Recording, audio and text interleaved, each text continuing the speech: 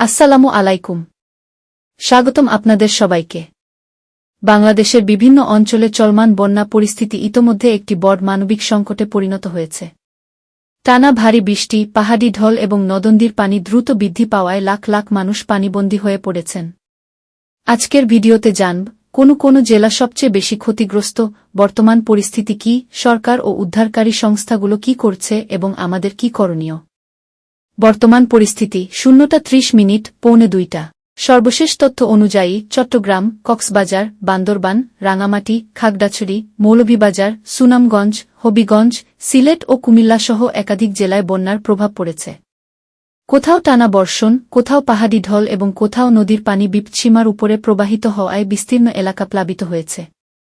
The United Nations in Bangladesh সরকারি ও আন্তর্জাতিক সংস্থার তথ্য অনুযায়ী ১১ লাখেরও বেশি মানুষ ক্ষতিগ্রস্ত হয়েছেন এবং অন্তত ৫১ জনের মৃত্যু হয়েছে। হাজার হাজার পরিবার ঘরবাড়ি ছেড়ে আশ্রয়কেন্দ্রে অবস্থান করছে।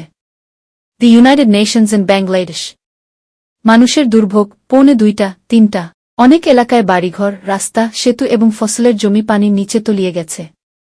বিদ্যুৎ বিচ্ছিন্ন হওয়ায় অনেক মানুষ অন্ধকারে দিন কাটাচ্ছেন। রান্নাঘর ডুবে যাওয়ায় বহু পরিবার শুকনো খাবারের উপর নির্ভর করছে। কিছু এলাকায় সড়ক যোগাযোগ বিচ্ছিন্ন হয়ে যাওয়ায় ত্রাণ পৌঁছাতে বিলম্ব হচ্ছে।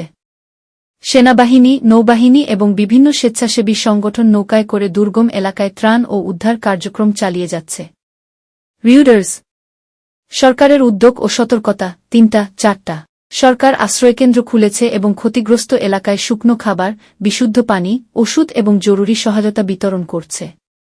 একই সঙ্গে বন্যা পূর্বাভাস ও সতর্কবার্তা নিয়মিত প্রকাশ করা হচ্ছে। বিশেষজ্ঞরা সতর্ক করেছেন, টানা বৃষ্টি অব্যাহত থাকলে আগামী ২৪ থেকে ৭২ ঘণ্টায় আরও কয়েকটি জেলায় বন্যা পরিস্থিতির অবনতি হতে পারে। তাই সবাইকে সরকারি নির্দেশনা মেনে চলার আহ্বান জানানো হয়েছে।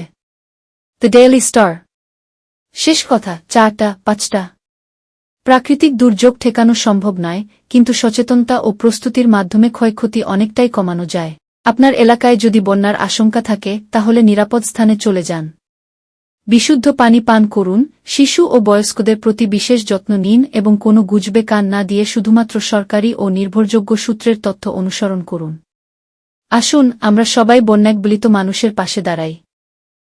যেভাবে পারি সাহায্যের হাত বাড়িয়ে দিই।